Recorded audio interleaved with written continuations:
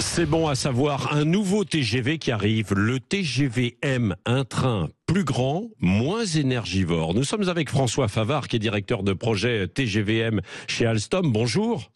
Bonjour. Bonjour. Bon, donc pourquoi ce nouveau TGV? Et puis d'abord, on va peut-être un peu le décrire. Comment est-il ce nouveau TGVM? Le TGVM, vu de l'extérieur, est un petit peu plus long que l'ancien. Il fait 2 mètres de plus. Il est composé aujourd'hui dans sa configuration, la première configuration livrée, de 9 voitures et de 2 motrices.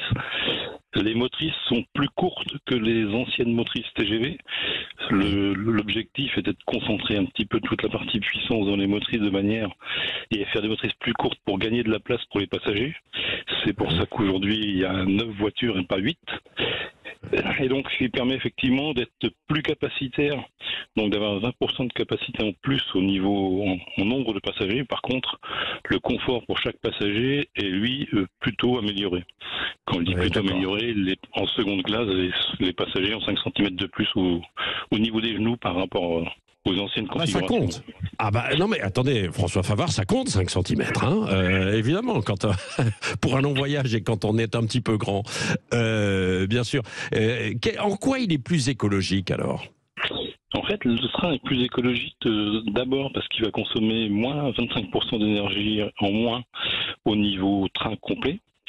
Donc, ce qui est 25% d'économies sont obtenues à partir de l'aérodynamisme qui a été optimisé, entre autres, et qui est aussi à partir de l'optimisation de la chaîne de traction. Et d'autre part, donc, le produit va être plus recyclable que précédemment. Et donc, c'est quelque chose qui est aussi important aujourd'hui. Oui. Bon, sur la vitesse, ça ne change pas. Toujours les mêmes pointes ou pas? Pour la vitesse, effectivement, nous restons sur une vitesse en service commercial à 320 km/h. Je dirais qu'aujourd'hui, aller chercher des vitesses supérieures, c'est pas un problème technologique, c'est derrière plus un problème d'exploitation, parce que plus on va vite, plus on consomme d'énergie, plus l'infrastructure doit être entretenue, et ça revient de plus en plus cher pour des gains de temps à l'arrivée qui sont peu significatifs. Oui. François Favard, à quand une mise en circulation alors de ce TGV-M? Aujourd'hui, la SNCF prévoit une mise en circulation en 2025.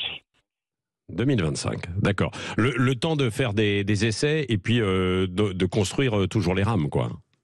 Tout à fait. Aujourd'hui, donc, nous sommes dans la phase d'essai de mise au point pour valider le produit avant d'ici fin de l'année, avant de faire les essais nécessaires à l'homologation pour porter le dossier d'homologation devant l'ERA, puisque maintenant c'est l'Europe qui valide et qui permet la mise sur le marché de matériel. Ouais. Il est construit où ce TGV? Ce TGV est construit donc aujourd'hui sur plus de 10 sites français. Donc les motrices sont fabriquées à Belfort, les voitures, donc toute la partie passager est fabriquée à Étré, donc à côté de La Rochelle. Et puis les autres sites français participent aussi, les Bogies au Creusot, la chaîne de traction à Tarbes, voilà, un petit peu partout. Et on va terminer. Pourquoi M? TGV M? Alors M, c'est le nom commercial donné par la SNCF. Le M est principalement pour modulaire, pour moderne. Alors pourquoi modulaire? Parce que c'est donc là que les trains vont pouvoir exister en configuration 7, 8 ou 9 voitures.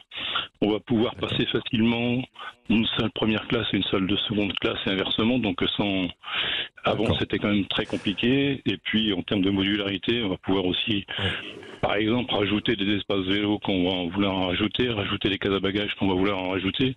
Et tout ça c'est prévu de base de manière effectivement avoir une exploitation plus fluide et plus simple. Merci beaucoup François Favard, directeur du projet TGV-M, et on a compris l'explication pour M, modularité, donc vous êtes chez Alstom. Merci d'avoir été avec nous ce matin sur Sud Radio. Directeur de projet adjoint. Et directeur de projet, voilà.